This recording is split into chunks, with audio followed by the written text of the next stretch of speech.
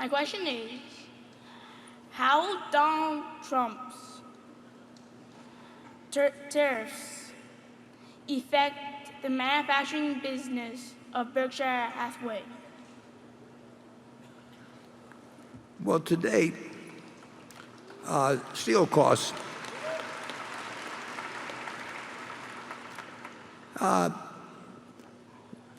we've seen steel costs increase somewhat, but as I said earlier, I don't think the United States or China, there'll be some jockeying back and forth, and there'll be something that leaves some people unhappy, but I don't think either country will dig themselves into something that precipitates and continues any kind of real trade war in this country. We've had that in the past a few times, and I think we've learned a general lesson on it. But there will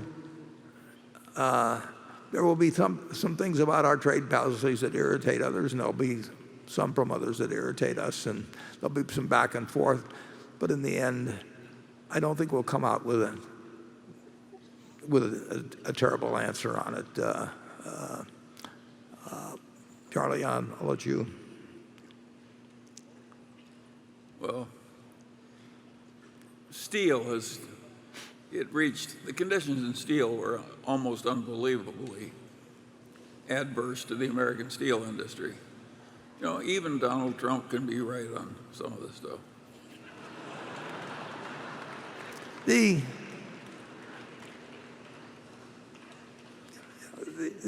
thing about trade, I've always said that the president, whether it's any president, needs to be an educator in chief, which Roosevelt was in the Depression. That's why he had those fireside chats, and it was very important that he communicated to the people what needed to be done and how, and what was happening around them. And trade is particularly difficult because the benefits of trade are basically not visible. You don't know what you would be paying for the clothes you're wearing today if we'd had a rule they all had to be manufactured in the United States, or what you'd be paying for your television set or whatever it may be. No one thinks about the benefits day by day as they walk around buying things and carrying on their own business.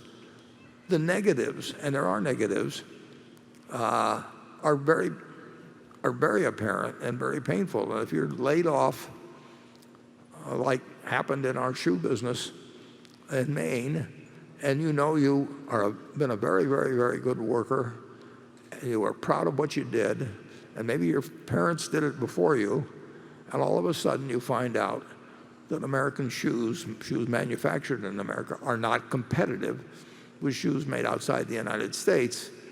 You can talk all you know about Adam Smith or David Ricardo or something and explain the benefits of free trade and comparative advantage and all that sort of thing, and that doesn't make any difference. And if you're 55 or 60 years old, to talk about retraining or something like that, so what?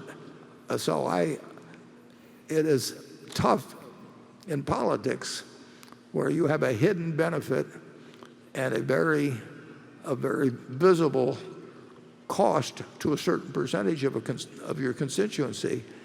And you need to do two things under those circumstances. If you have that situation, you know what's good for the country. So you have to be very good at explaining how it does really hurt in a real way somebody that works in a textile mill like we had in New Bedford, where you only spoke Portuguese, half our workers only spoke Portuguese, and suddenly they have no job, and they've been doing their job well for years.